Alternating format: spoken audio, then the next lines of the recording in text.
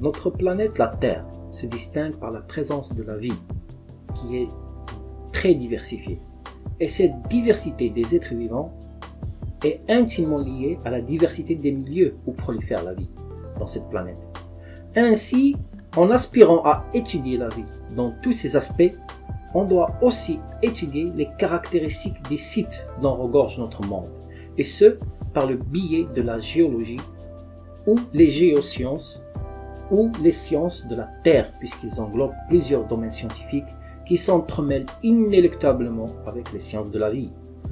En tant qu'élève du collège, vous avez acquis certaines notions fondamentales liées à la géologie, mais force de constater, et ce par expérience, que les leçons des sciences de la Terre rebutent les élèves, et ceci est dû aux difficultés qu'ils ont à apprendre et à répondre aux exercices.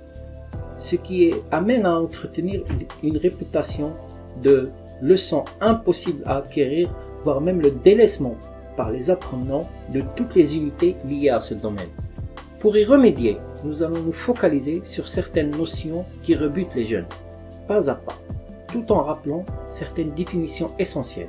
On va commencer avec cette première vidéo où on va faire un rappel des notions fondamentales vues dans le cursus du collège, ainsi qu'une brève présentation des leçons liées au cursus du secondaire qualifiant. Étant donné l'agencement un peu équivoque des chapitres et des notions scientifiques liées à la géologie, surtout au lycée, je tiens à signaler que je vais simplifier au maximum ces vidéos. Je ne vais pas rentrer dans les détails. Je laisse le soin à vos professeurs d'utiliser cette vidéo. Mon objectif principal étant n'est pas de rebuter les élèves, mais de les amener à avoir une meilleure compréhension sur le sujet. C'est parti!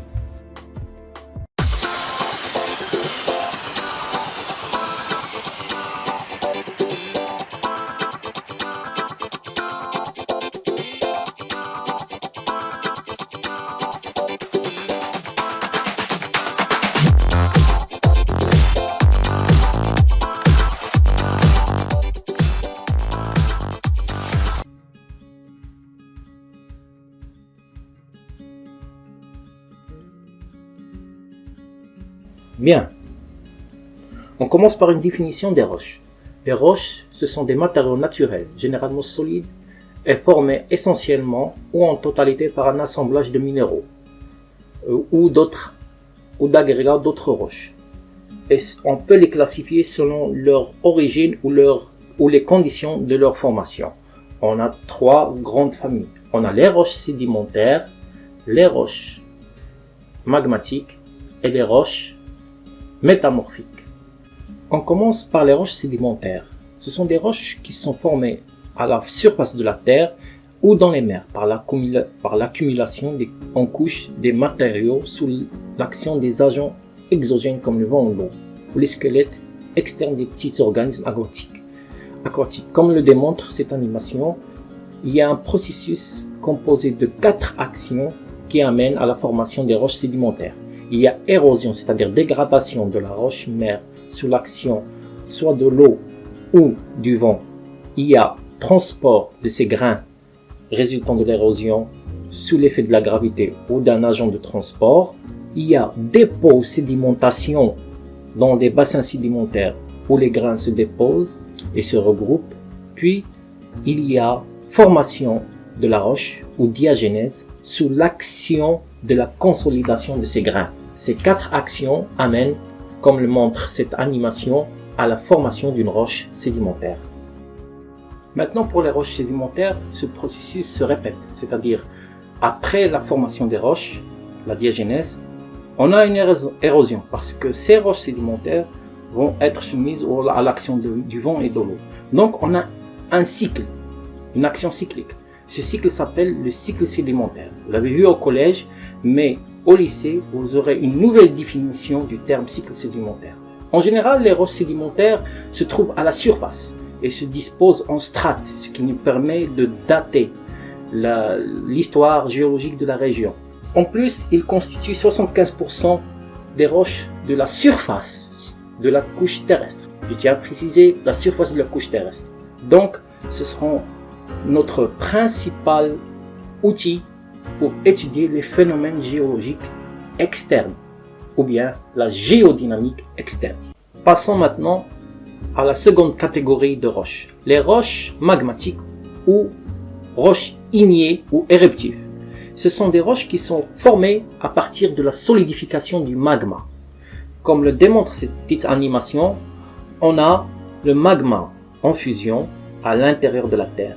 Et selon les conditions de refroidissement ou de cristallisation, on a essentiellement deux grandes familles de roches magmatiques. On a les roches volcaniques ou extrusives ou effusives, c'est-à-dire refroidies brutalement en surface après une éruption volcanique. Et on a les roches plutoniques ou intrusives qui sont refroidies ou cristallisées en profondeur lentement et sans perte des gaz dans la chambre magmatique.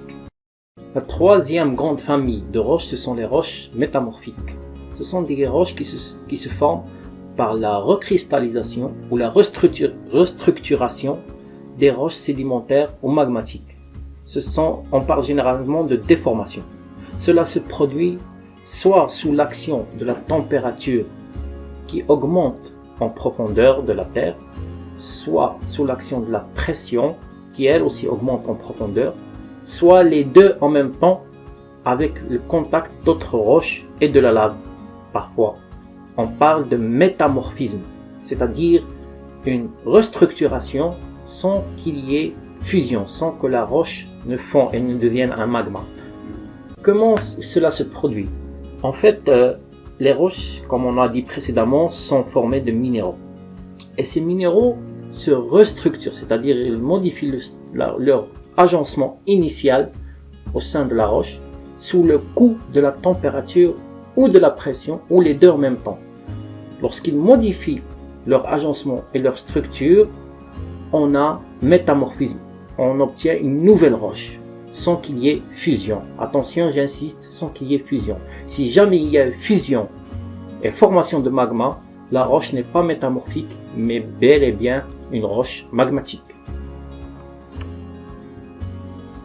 Bon, la question se pose, quelles sont les applications possibles de cette classification? En premier lieu, on peut soutirer plusieurs informations des conditions de formation des roches.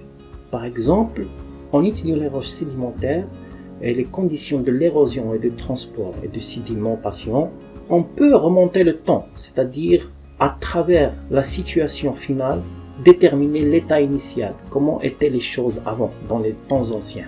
Ça nous permettra, entre autres, de tracer une carte paléogéographique. Le préfixe paléo veut dire en latin ancien, c'est-à-dire dans un site géologique, dans une ville, comment était le relief dans des temps géologiques anciens. D'ailleurs, comme vous voyez cette vidéo d'un pont en Chine, ça indique l'effet de l'érosion de l'eau sur les roches à travers les années. On a 25 ans, 15 ans, 50 ans. Ça nous indique l'importance d'étudier les roches sédimentaires et c'est ce qu'on va se focaliser dans l'unité 1 pour la première bac sciences expérimentales, c'est la géodynamique externe, c'est-à-dire comment les reliefs de la surface de la croûte terrestre sont modifiés par les processus sédimentaires qui ne sont pas liés à la sismicité ou au volcanisme. Donc, ça sera le programme de la première année sciences expérimentales du baccalauréat. Ça comportera la restitution de l'histoire géologique et la paléogéographique, c'est-à-dire on va remonter dans le temps. Dans un second temps, nous étudierons comment la formation d'une nouvelle roche à partir d'une roche préexistante, sans qu'il y ait fusion, sans qu'il y ait formation de magma, peut nous donner des informations sur la structure interne du globe dans un site géologique donné. C'est-à-dire nous allons nous focaliser sur les roches métamorphiques et sur les roches magmatiques. Leur étude nous donnera des informations importantes sur les conditions régnant en profondeur de la croûte terrestre, c'est-à-dire les températures et les pressions qui y sont mesurées en profondeur. Ça sera l'unité didactique 6 du programme de la dernière année au lycée, c'est-à-dire la terminale. Et généralement, c'est nommé la géodynamique interne.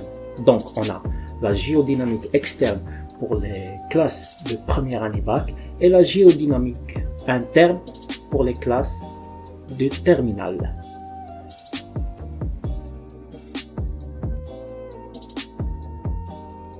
Ainsi se termine la première vidéo concernant la géologie. J'espère que ça vous sera utile. Si vous avez des questions, n'hésitez pas à me contacter par la boîte mail. Je vous donne rendez-vous la semaine prochaine pour commencer la vidéo concernant la carte paléogéographique. N'oubliez pas de vous abonner à la chaîne et de commenter. Au revoir.